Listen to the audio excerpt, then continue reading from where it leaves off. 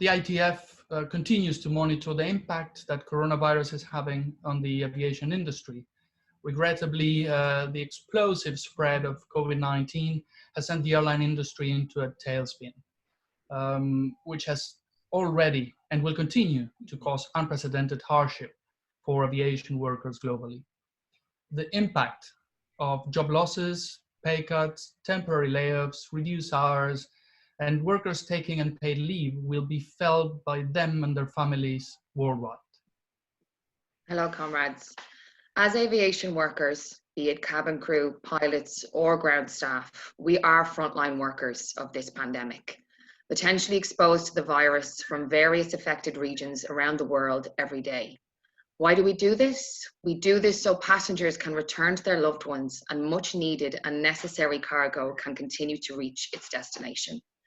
Many of our brothers and sisters have contracted the virus, have been in or are in quarantine or in precautionary self-isolation. Firstly, we want to wish a speedy recovery to those who have currently contracted COVID-19, but also to acknowledge the struggles facing tens of thousands of our fellow workers who need to survive not only financially, but psychologically through this crisis.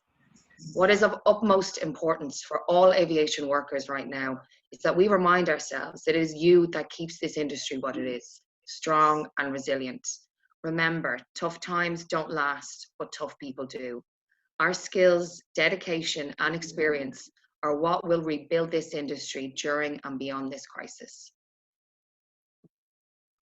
We are calling on airlines, air navigation service providers, ground handlers, and other aviation companies to put workers' health and safety first. This virus used our workplace, the world's aviation system, to rapidly spread across the globe.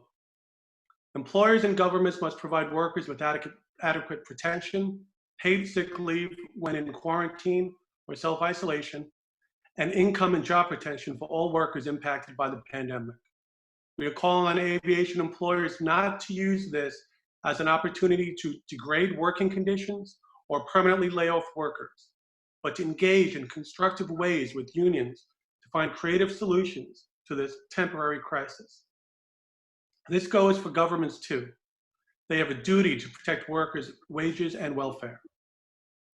COVID-19 is issuing the world an unprecedented collective challenge. All parts of society, workers, employers, and governments, need to work together to minimize the damage done. Hi folks, I want to commend all the work of our affiliates and their members and how they've responded to this unprecedented crisis.